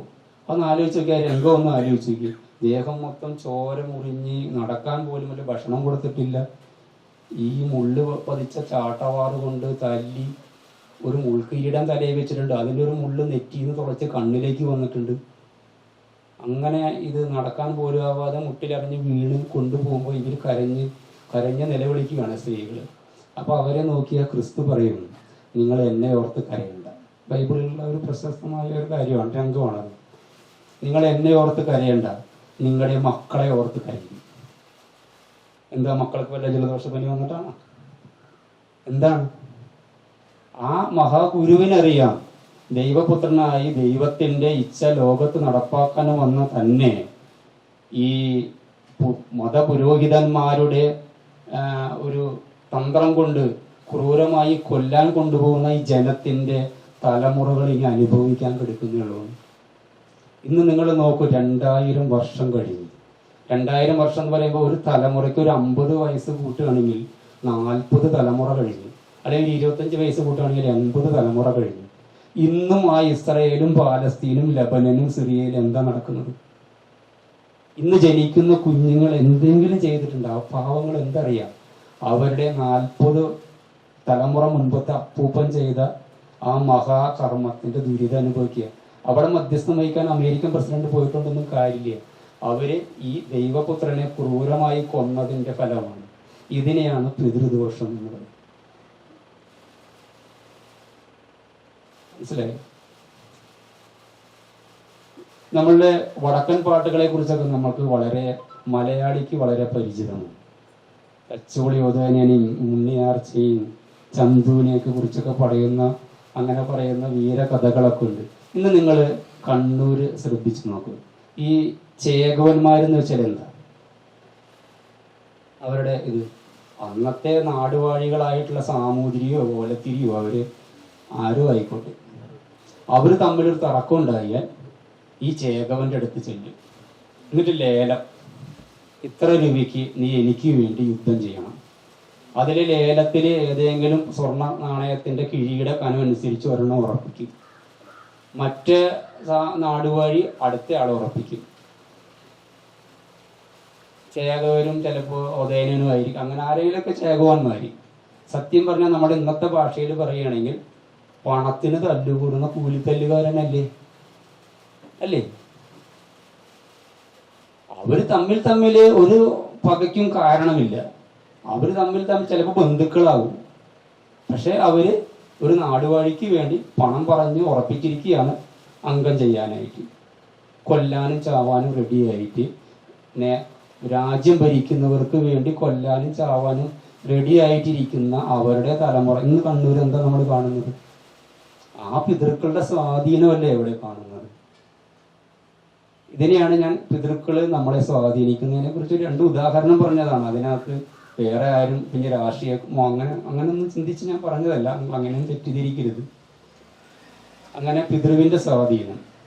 പിതൃ എന്ന് പറയുന്നത് മരിച്ചുപോയ ഒരു ആത്മാവിനെ നമ്മൾ പിതൃ എന്ന് പറയും. ജീവിച്ചിരിക്കുമ്പോൾ ജീവനെന്നും, മരിച്ചാൽ പിതൃ എന്നും പറയും. അത്രേ ഉള്ളൂ. അപ്പൊ ആ പിതൃവിന്റെ കർമ്മം നമ്മളെ സ്വാധീനിക്കും. 2ാമത്തെ ഒരു കാര്യം. 3ാമത്തെ ഒരു കാര്യമാണ് ആരാധനാദോഷം. അത് വളരെ പ്രധാനപ്പെട്ടതാണ്. ഇപ്പോ ഈ ഖുറാനിലും ബൈബിളിലും ഒക്കെ മോസസിനെ പറ്റി കേട്ടിട്ടുണ്ടോ നിങ്ങൾ? 10 കൽപ്പനകൾ എന്നൊക്കെ. ഈ മോസസിന് 10 കൽപ്പനകൾ കൊടുത്ത് 1ാമത്തെ കൽപ്പനയിൽ പറയുന്ന ആദ്യത്തെ കാര്യം തന്നെ ആരാധനയെ കുറിച്ചാണ്. ദൈവത്തെ മാത്രമേ ആരാധിക്കാവൂ. ഭഗവത്ഗീതയിൽ കൃഷ്ണൻ പറഞ്ഞ അവസാനത്തെ ഭാഗങ്ങളിൽ കേട്ടാൽ നിങ്ങൾക്കറിയാം, നിങ്ങൾ ദേവനെ ആരാധിച്ചാൽ ദേവനിലണയും, ദേവിയെ ആരാധിച്ചാൽ ദേവനിലണയും, പിതൃവിനെ ആരാധിച്ചാൽ പിതൃവിലണയും, എന്നെ ആരാധിച്ചാൽ എന്നിലണയും. നമ്മൾ പ്രാർത്ഥിക്കുന്നത് എന്തിനെയാണോ അതിലേക്കല്ലേ നമ്മൾ. ഇതൊന്നും ഇല്ലാത്തതല്ല. നമ്മളൊരു ക്ഷേത്രത്തിൽ ചെന്നാൽ, ഞാൻ അതിൻ്റെ ആരാധനയുടെ കൂടുതൽ വശത്തിലേക്കൊക്കെ കടന്നാൽ ചിലപ്പോൾ വിവാദമാവും. എങ്കിലും ഒരു ചെറിയൊരു കാര്യം പറയാം. നമ്മൾ ക്ഷേത്രത്തിലൊക്കെ ചെന്നാൽ അവിടെ പിശാചി, യക്ഷി, ബ്രഹ്മരക്ഷസ്, അത് ഇത് അങ്ങനെ പലതും കാണും. ദൈവം ലോകത്ത് ഒന്നേ ഉള്ളൂ. ദൈവം എന്ന് കരുതി നമ്മൾ ദൈവമാണെന്ന് കരുതി നമ്മൾ ആരാധിക്കുന്ന പല വകയും ദൈവമല്ല എന്ന സത്യം നമുക്ക് പലർക്കും അറിഞ്ഞൂടാ. അത് നമ്മളുടെ ദോഷമായിട്ട് വരും. അതിനെയാണ് ആരാധന ദോഷം എന്ന് പറയുന്നത്. അതിൽ കൂടുതലൊന്നും പറഞ്ഞു കഴിഞ്ഞാൽ വിവാദങ്ങളാവുന്നതുകൊണ്ട് പറയാൻ പറ്റില്ല. അതിന് കാരണം നമ്മുടെ ഭാരതത്തിന്റെ ചരിത്രം നോക്കിയാൽ മതി. ഭാരതത്തിന്റെ ചരിത്രം നോക്കി കഴിഞ്ഞാൽ ഒരു കാലത്ത് ലോകത്തെ ഏറ്റവും സമ്പന്നമായ രാജ്യം ഏതായിരുന്നു? യൂറോപ്യന്മാരൊക്കെ കച്ചവടം ചെയ്യാൻ ഇന്ത്യ തേടി വരും. ഇന്ത്യയിലൊന്ന് എത്തിപ്പെട്ടാൽ രക്ഷപ്പെട്ടു. അതുകൊണ്ടല്ലേ കൊളംബസും വാസ്കോഡഗാമയൊക്കെ ഉണ്ടായത് തന്നെ, അവരൊക്കെ ചരിത്രത്തിന്റെ ഭാഗമായത് തന്നെ. പഠിക്കാൻ എവിടെയാണ് വരുന്നത്? ലോകത്തിലെ ആദ്യത്തെ സർവകലാശാല എവിടെയായിരുന്നു? ഇന്നത്തെ സ്ഥിതി. അതിനൊരു കാരണം ആരാധനയാണെന്ന് ഗുരുക്കന്മാർ പറയും. ശ്രീനാരായണ ഗുരുവൊക്കെ അതിനെക്കുറിച്ച് വ്യക്തമായിട്ട് പറഞ്ഞിട്ടുണ്ട്. ശാന്തിഗിരി ആശ്രമ സ്ഥാപകനായ നവജ്യോതി ശ്രീ കരുണാകരഗുരുവിന്റെ വാക്കുകൾ കടമ്പെടുത്താൽ, മഞ്ഞു മൂടി തേജസ്സറ്റ് കിടന്ന ഭൂമിയിൽ നിന്ന് വന്നവർ നമ്മെ ഭരിച്ചു. ആരെയാ ഉദ്ദേശിച്ചു? യൂറോപ്യന്മാരും. ആ നാടിന് തന്നെ ഒരു ഐശ്വര്യമില്ല. അവർ നമ്മളെ ഭരിച്ചതിന്റെ കാരണം ക്രിസ്തുവിനെ പിൻപറ്റി വന്ന ക്രിസ്ത്യാനികൾ ഏകദൈവ വിശ്വാസത്തിൽ അടിയുറച്ച് ദൈവത്തെ പ്രാർത്ഥിക്കാൻ തുടങ്ങിയപ്പോൾ ആ നാട് തന്നെ രക്ഷപ്പെട്ടു. അറേബ്യൻ നാടുകളിൽ നോക്കിയാൽ നമുക്ക് കാണാം, മുഹമ്മദ് നബിയുടെ അവിടെ ഒരുപാട് ഉപദേവത സമ്പ്രദായം ഉണ്ടാതിനെയൊക്കെ മുഹമ്മദ് നബി പൊളിച്ചടക്കി. ഏകദൈവ വിശ്വാസത്തിലേക്ക് അവർ വന്നപ്പോൾ ആ നാട് ഒട്ടകപ്പുറത്തുനിന്ന് ബെൻസിലേക്ക് മാറിയെന്ന് കേട്ടിട്ടുണ്ടാകും. ഇന്ന് നമ്മുടെ നാട്ടിലുള്ള ഒരാള് അവിടെ പോയി ജോലി ചെയ്യാൻ മാത്രം സുഭിക്ഷത ആ നാട്ടിൽ വന്നത് എങ്ങനെയാണ്? നേരെ മറിച്ച് ഇന്ത്യ എങ്ങനെ താഴെ പോയി? അതാണ് നമ്മൾ ഈ മറ്റേ ജാതിമത ചിന്തകളിലേക്കൊക്കെ പോകേണ്ടി വരും. അതിനെതിരെയാണ് ശ്രീനാരായണ ഗുരുവൊക്കെ സമരം ചെയ്തതൊക്കെ. താഴ്ന്ന ജാതിക്ക് താഴ്ന്ന ദൈവം, ഉയർന്ന ജാതിക്ക് ഉയർന്ന ദൈവം എന്നുള്ള രീതിയിലൊക്കെ താഴ്ന്നവർ ഉയർന്നു വരാതിരിക്കാൻ വേണ്ടി അവർക്ക് പിശാചിനെയൊക്കെ ആരാധിക്കാൻ വിട്ടുകൊടുക്കുന്ന ഒരു രംഗമൊക്കെ ഉണ്ടായി. ഒരു നാട് തന്നെ പിശാചിനെ ആരാധിച്ചാൽ നാട് കെട്ടുപോകില്ലേ? ഇല്ലേ? അപ്പുറത്ത് ദൈവത്തെ ആരാധിക്കാൻ തുടങ്ങിയപ്പോൾ അവർ ഉയർന്നു വന്നു. അതൊക്കെ മാറി തുടങ്ങിയപ്പോൾ. എന്നാലും ഞാൻ പറഞ്ഞു വന്നത് മൂന്നാമത്തെ കാര്യം അതാണ്. ഈ 3 കാര്യങ്ങളാണ് നമ്മുടെ ഉള്ളിലിരിക്കുന്ന ഈ പുണ്യപാപങ്ങളെ നിയന്ത്രിക്കുന്നത്. ജീവനിലുള്ള പുണ്യക്കുറവ് ശരീരം എന്ന കർമ്മത്തിൽ പലവിധ വ്യാധികളായിട്ടാണ് നിൽക്കുന്നത്. ഒരു ഗുരുവാക്കാണ്. ആയുർവേദത്തിന്റെ പ്രസക്തി നേരത്തെ നമ്മുടെ ഡോക്ടർ സൂചിപ്പിച്ചു. ആയുർവേദത്തിന്റെ പ്രസക്തി, ആയുർവേദം ആയുസിന്റെ വേദം എന്ന് പറയുന്നത് എന്തുകൊണ്ടാണ്? ആയുർവേദത്തെ ആയുസിന്റെ വേദം എന്ന് പറയുന്നത് മോഡേൺ മെഡിസിൻ എന്നുണ്ട്, വളരെ അഡ്വാൻസ്ഡ് ആണെന്നൊക്കെ നമ്മൾ പലരും അവകാശപ്പെടുന്നുണ്ട്. പക്ഷെ ആയുർവേദത്തിന് ആയുസിന്റെ വേദം എന്ന് വിളിക്കുന്നത് പോലെ മറ്റാരും വിളിക്കാറില്ല. എന്തുകൊണ്ടാ? ലോകത്തിലെ ആദ്യത്തെ വൈദ്യശാസ്ത്രം തന്നെ ആയുർവേദമാണെന്ന് തോന്നുന്നു, അല്ലേ? എന്തുകൊണ്ടാണത്? കാരണം നമ്മുടെ ജീവനിലുള്ള പുണ്യക്കുറവാണ് ശരീരം എന്ന കർമ്മത്തിലെ അസുഖങ്ങൾക്ക് കാരണമെന്ന് പഴയ ഋഷിവര്യന്മാർക്ക് അറിയാമായിരുന്നു. സുശ്രുതനും അവർക്കൊക്കെ അറിയാമായിരുന്നു. അവര് ധ്യാനം ചെയ്ത്, അവിടെയാണ് ധ്യാനത്തിന്റെ പ്രസക്തി ഞാൻ പറഞ്ഞു വരികയാണ്. ഈശ്വരനും നമ്മുടെ ജീവാത്മാവും പരമാത്മാവും തമ്മിൽ ബന്ധിപ്പിക്കുന്ന ഒരു മാർഗമാണ് ഒരു പ്രാർത്ഥന, അതുപോലെ ധ്യാനമല്ല. ഒരു ജീവന്റെ കുറവാണ് ആ ജീവൻ ഒരു അസുഖം ഉണ്ടാക്കുന്നെങ്കിൽ ആ ജീവന്റെ കുറവ് മാറാൻ എന്തു വേണം? അതിന് ഒരു സഹായമായിട്ട് ഇന്ന ഒരു ഔഷധം കൂടി കൊടുക്കുമെന്ന് ഈശ്വരപ്രകാശത്തിൽ നിന്ന് ഋഷിമാർക്ക് പറഞ്ഞു കിട്ടിയതാണ് ആയുർവേദത്തിന്റെ മരുന്നുകൾ. അതുകൊണ്ടാണ് അതിന് ആയുസിന്റെ വേദം എന്ന് പറയുന്നത്. അതുകൊണ്ടാണ് അതിന് സൈഡ് എഫക്റ്റുകളൊന്നും ഇല്ല എന്ന് പറയും. എന്ന് വെച്ച് വെറുതെ എന്തും കഷായം അരിഷ്ടം കഴിക്കാന്നല്ല. ഒരു വൈദ്യന്റെ നിർദ്ദേശപ്രകാരം രോഗം നിർണയിച്ച് മരുന്ന് കഴിച്ചാൽ സൈഡ് എഫക്റ്റ് ഉണ്ടാവാത്തത് ഇത് ദൈവം പറഞ്ഞു കൊടുത്ത കൂട്ടാണ്, മനുഷ്യൻ കണ്ടെത്തിയതല്ല. അതുകൊണ്ടാണ് ആയുർവേദത്തിന് ആയുസിന്റെ വേദം എന്ന് പറയുന്നത്. അതുകൊണ്ടാണ് ഈ ആയുർവേദത്തിന് അപ്ഡേറ്റ്സ് വരാത്തത്. കാരണം ആ യോഗ്യതയിലുള്ള ഋഷിമാർ പിന്നെ ഉണ്ടാവണ്ടേ. ഇപ്പൊ തൃശ്ശൂർ ചെന്നാൽ ഒരു സിദ്ധവൈദ്യാശ്രമം കാണാം. അറിയോ സാറിനത്? കുറുക്കഞ്ചേരി ക്ഷേത്രം എന്ന് പറഞ്ഞ ക്ഷേത്രമുണ്ട്. നമ്മുടെ ശ്രീനാരായണ ഗുരു ഒക്കെ സ്ഥാപിച്ച ഒരു പ്രതിഷ്ഠ നടത്തിയ ഒരു ക്ഷേത്രമാണ്. അപ്പോൾ നമ്മുടെ SNDP യോഗം പിരിച്ചുവിടുന്നു എന്നൊക്കെ പറഞ്ഞിട്ട് വിവാദമായിട്ടുള്ള വിഷയമൊക്കെ ഉണ്ടായിട്ടുള്ളത് ആ ക്ഷേത്രത്തിൽ വെച്ചിട്ടാണ്. അതിൻ്റെ പുറകിൽ ഉള്ള കുറേ കുടുംബങ്ങളുണ്ട്. ഈ ശ്രീനാരായണ ഗുരു വരുമ്പോൾ അവർക്ക് അദ്ദേഹത്തിന് വേണ്ട സൗകര്യങ്ങളൊക്കെ ചെയ്ത് കൊടുത്ത കുറേ കുടുംബങ്ങളുണ്ട് അതിൻ്റെ പുറകിൽ വെച്ചിട്ട്. ഇന്ന് ആ കുടുംബങ്ങളിൽ എല്ലാവരും ആശ്രമത്തിൽ, ശാന്തിഗിരി ആശ്രമത്തിൽ വരുന്നതായിരിക്കും. അവരൊക്കെ നേരിട്ട് അറിയാം, അതുകൊണ്ടാണ് ഞാൻ പറയുന്നത്. ആശ്രമത്തിലെ ഡിവോട്ടീസാണ് അവരെല്ലാം. ഈ കുടുംബത്തിലെ ഒരു മുത്തച്ഛന്, അതിൻ്റെ ഇപ്പോൾ ഈ സിദ്ധവിദ്യാശ്രമം നടത്തിക്കൊണ്ടിരിക്കുന്ന അയാളുടെ മുത്തച്ഛന് ശ്രീനാരായണ ഗുരു, അദ്ദേഹം ഒരു വൈദ്യ കുടുംബമാണ്, അദ്ദേഹത്തിന് ശ്രീനാരായണ ഗുരു പറഞ്ഞു കൊടുത്ത ചില ആയുർവേദ കൂട്ടുകളുണ്ട്. അതൊക്കെ അവരിപ്പോഴും ചെയ്യുന്നുണ്ട്. അത് ഒരുപാട് ചില വിശേഷപ്പെട്ട അസുഖങ്ങൾക്ക് അവർക്ക് കിടത്തി ചികിത്സയൊന്നുമില്ല. തൃശ്ശൂർ കോർപ്പറേഷൻ ഓഫീസിന്റെ ഫ്രണ്ടിലായിട്ട് ഒരു ഔട്ട്ലെറ്റ് ഇട്ടുണ്ട്. അത്യാവശ്യം വലിപ്പമുള്ള, ഒരുപാട് സെയിൽസ് ഉള്ള ഒരു പ്രശസ്തമായ ഒരു കൗണ്ടറാണ്. അതേപോലെ അദ്ദേഹത്തിന്റെ ഒരു ചേട്ടന്, അതായത് ഈ പറഞ്ഞു കൊടുത്ത മുത്തച്ഛന്റെ ചേട്ടന് ശ്രീനാരായണ ഗുരു തന്നെ പറഞ്ഞു കൊടുത്ത ഒരു കൂട്ടാണ് ചന്ദ്രിക സോപ്പ്. അറിയോ നമുക്ക്? ശ്രീനാരായണ ഗുരു പറഞ്ഞു കൊടുത്ത കൂട്ടാണ് ചന്ദ്രിക സോപ്പ്.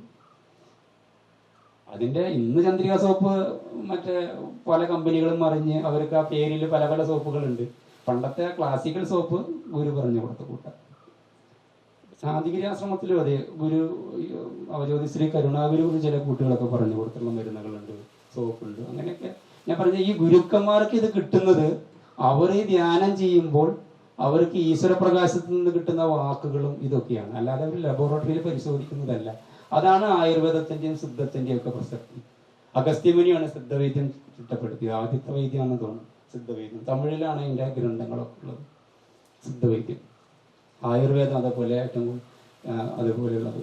അപ്പോൾ ഇതുപോലെയുള്ള കാര്യങ്ങൾ അറിയാനും നമ്മൾ മനുഷ്യൻ മനനം ചെയ്യുന്നവനാണ് മനുഷ്യൻ. മനനം ചെയ്യാൻ നമുക്ക് അറിഞ്ഞുകൂടാ. നമ്മളിന്ന് ധ്യാനം എന്ന വാക്ക് ഞാൻ ഏറെ തെറ്റിദ്ധരിക്കപ്പെട്ടു എന്ന് ഞാൻ തുടക്കത്തിൽ പറയാൻ കാരണം ധ്യാനം എന്തെന്ന് നമുക്ക് അറിഞ്ഞുകൂടാത്തത് കൊണ്ടാണ്.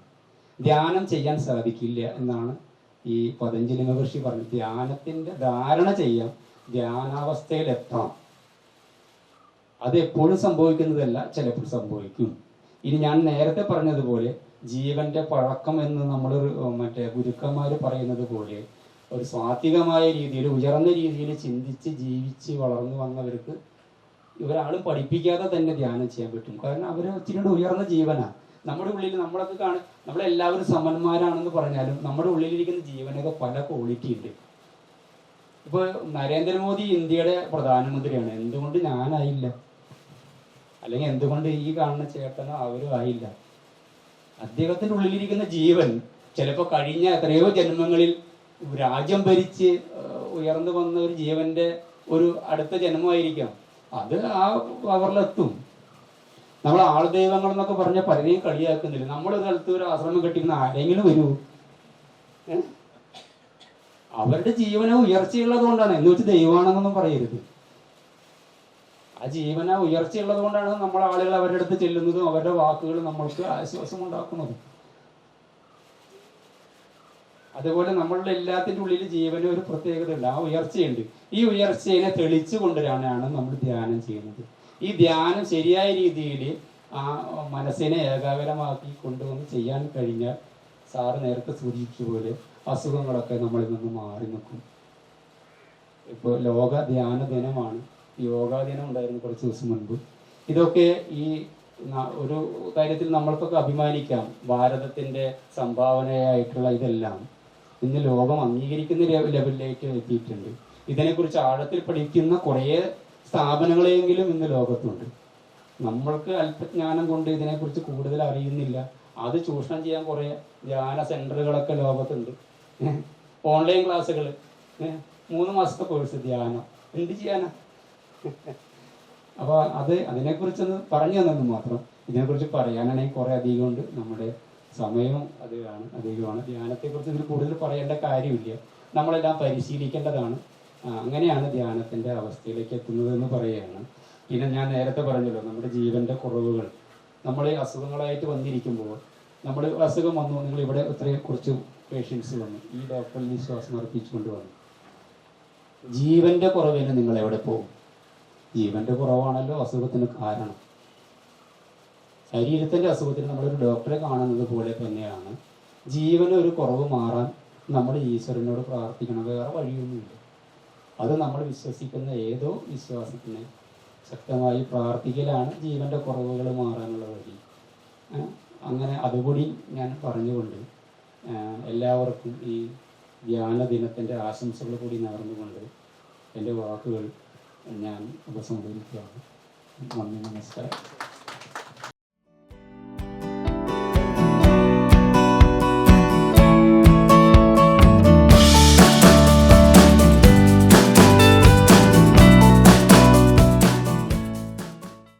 ലോക മെഡിറ്റേഷൻ ദിനത്തിൻ്റെ ഭാഗമായി ഇങ്ങനൊരു ചടങ്ങിലേക്ക് എന്നെ ക്ഷണിച്ചതിനുള്ള നന്ദി ആദ്യമേ അറിയിക്കുകയാണ്. അരീക്കൽ ആയുർവേദ ആശുപത്രിയിൽ ആദ്യമായി ഞാനും എത്തിയത് നിങ്ങളെപ്പോലെ ഒരു രോഗിയായിട്ട് തന്നെയാണ്. വർഷങ്ങൾക്ക് മുമ്പ് ഒരു 4 വർഷത്തോളമായിരിക്കുന്നു എന്ന് തോന്നുന്നു. വെരിക്കോസ് വെയിൻ്റെ ചില പ്രശ്നങ്ങളുമായിട്ട് വിട്ടുമാറാത്ത നടുവേദനയും പിന്നെ മുട്ടുവേദനയൊക്കെ ആയിട്ടാണ് ആദ്യമായി ഹോസ്പിറ്റലിൽ എത്തുന്നത്. അന്ന് ഈ ബിൽഡിംഗ് ഒന്നും ഇല്ല. ഞാനത് ഡോക്ടറോട് പറയുകയും ചെയ്തു. ഒരു ആശുപത്രി അന്തരീക്ഷമല്ല അരിക്കലിൽ എത്തുമ്പോൾ നമുക്ക് കിട്ടുന്നത്. ശാന്തമായ അന്തരീക്ഷവും നമുക്ക് നമ്മുടെ അസുഖങ്ങൾ തന്നെ പകുതി മാറും ഇവിടെ എത്തുമ്പോൾ. ആ ഒരു രീതിയാണ്. ഡോക്ടർ ചിരിച്ച മുഖവും ഒപ്പം ഈ അച്ഛൻ്റെയും അമ്മയുടെയും ഡോക്ടർ വൈഫിൻ്റെയും ഒക്കെ എല്ലാവരും നല്ല പ്രസന്നതയുള്ള മുഖമാണ് ഒരാളുടെ ഏറ്റവും നല്ല വ്യക്തിത്വത്തിൻ്റെ ആദ്യ അടയാളം എന്ന് വിശ്വസിക്കുന്ന കൂട്ടത്തിലാണ് ഞാൻ. ചിരിച്ച മുഖത്തോടെ കാണുന്ന ഒരു ഡോക്ടറും നമ്മളോട് സൗമ്യമായി സംസാരിക്കുകയും രോഗവിവരങ്ങൾ ആരായുകയും ഒക്കെ ചെയ്യുമ്പോൾ തന്നെ നമ്മുടെ പകുതി രോഗങ്ങൾ നമ്മൾ മറക്കും. പിന്നെ രോഗങ്ങൾ മനസ്സിനെ തളർത്തരുത്. നിങ്ങളോടൊക്കെ എനിക്ക് പറയാനുള്ളത് അത് മാത്രമാണ്. മനസ്സിന് ധൈര്യം കൊടുക്കുക. എന്ത് രോഗങ്ങളും ഒരു പരിധിവരെ നമുക്ക് മാറ്റിയെടുക്കാൻ സാധിക്കും. അതിനുള്ള ഏറ്റവും നല്ല ഉദാഹരണമാണ് നിങ്ങൾക്ക് മുന്നിൽ ഈ ആദരവേറ്റുവാങ്ങാൻ ഇന്ന് ഞാനിവിടെ നിൽക്കുന്നത്. രോഗങ്ങൾ തളർത്തിയിരുന്നെങ്കിൽ ഒരുപക്ഷെ ഞാനും ഒരു രോഗിയായി തന്നെ എന്നും വീട്ടിൽ ഒതുങ്ങിക്കൂടേണ്ടി വന്നേനെ. രോഗങ്ങളെ അതിജീവിച്ച് ഇവിടുത്തെ ആശുപത്രികളെ ചികിത്സയും ഒക്കെ ആയിട്ടാണ് ഇന്ന് നിങ്ങളൊക്കെ അറിയുന്ന വീണ സുനിലായി ഇവിടെ നിൽക്കുന്നത്. അതുകൊണ്ട് അസുഖങ്ങളിൽ ആരും തളരരുത്. മനസ്സിന് ധൈര്യം കൊടുക്കുക. അതിന് നമുക്ക് എന്ത് മാർഗമാണ് നമുക്ക് സന്തോഷം തരുന്നത്? പ്രാർത്ഥനയെങ്കിൽ പ്രാർത്ഥന. സ്വാമിജി പറഞ്ഞ പോലെ മെഡിറ്റേഷനിൽ നിന്നാണെങ്കിൽ അങ്ങനെ മനസ്സ് കൈവിട്ടു പോവാതിരിക്കുക. ധൈര്യമായി അസുഖങ്ങളെ നേരിടുക. കവിത ചൊല്ലണോ? നമ്മളെയൊക്കെ വിഷമിപ്പിച്ച ഒരു സംഭവമായിരുന്നു വയനാട്, അല്ലേ? ഓർമ്മിക്കുന്ന എല്ലാവരും? അത് ആശുപത്രി വന്ന എല്ലാവരും മറന്നോ വയനാടിനെയൊക്കെ? അങ്ങനെയൊന്നുമല്ല. വയനാട് നമുക്കൊന്നും ഒരിക്കലും മറക്കാൻ കഴിയില്ല, അല്ലേ? ഒരു രാത്രി ഇരുണ്ട് വെളുത്തപ്പോൾ സർവവും നഷ്ടപ്പെട്ട കുറേ മനുഷ്യൻ.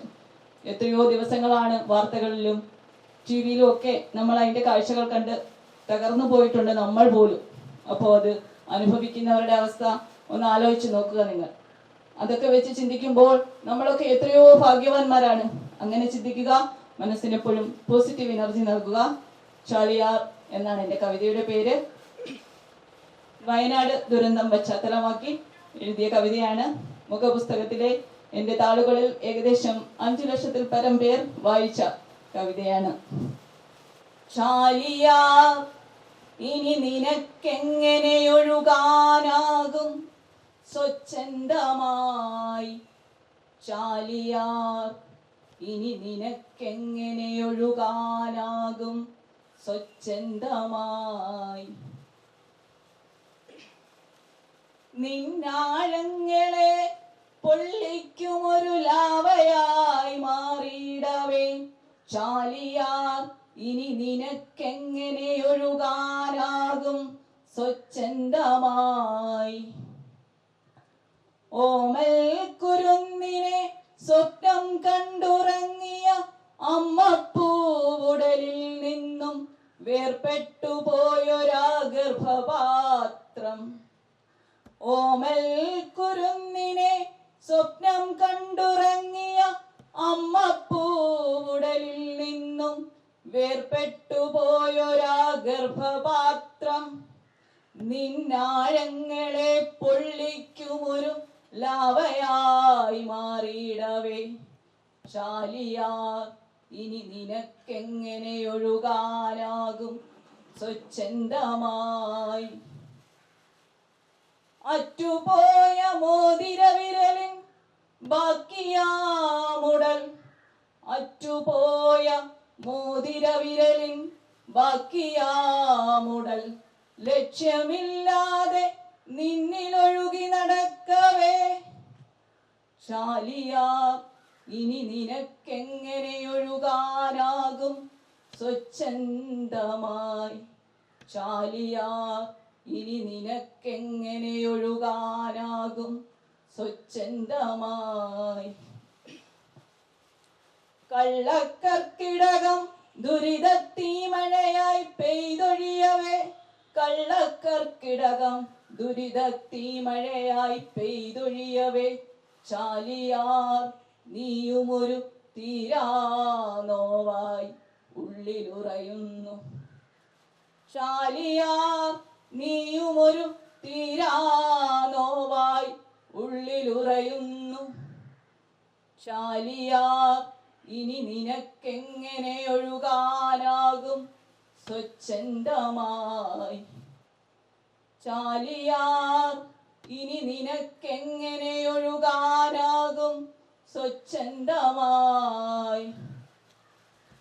പ്രിയമുള്ളവരെ, അസുഖങ്ങൾ ആരും തളരാതിരിക്കുക, എല്ലാവരും ധൈര്യമായി ഇരിക്കുക. എല്ലാം മാറും, എല്ലാവരും സുഖമായിരിക്കും. ഒരിക്കൽ കൂടി അരീക്കൽ ആയുർവേദ ആശുപത്രിയിലെ പ്രിയപ്പെട്ട എല്ലാവർക്കും ക്രിസ്മസ് പുതുവത്സര ആശംസകൾ. ഒരിക്കൽ കൂടി എന്നെ ഈ വേദിയിലേക്ക് ക്ഷണിച്ച പ്രിയപ്പെട്ട ഡോക്ടറോട് നന്ദി അറിയിക്കുന്നു. നന്ദി, സ്നേഹം.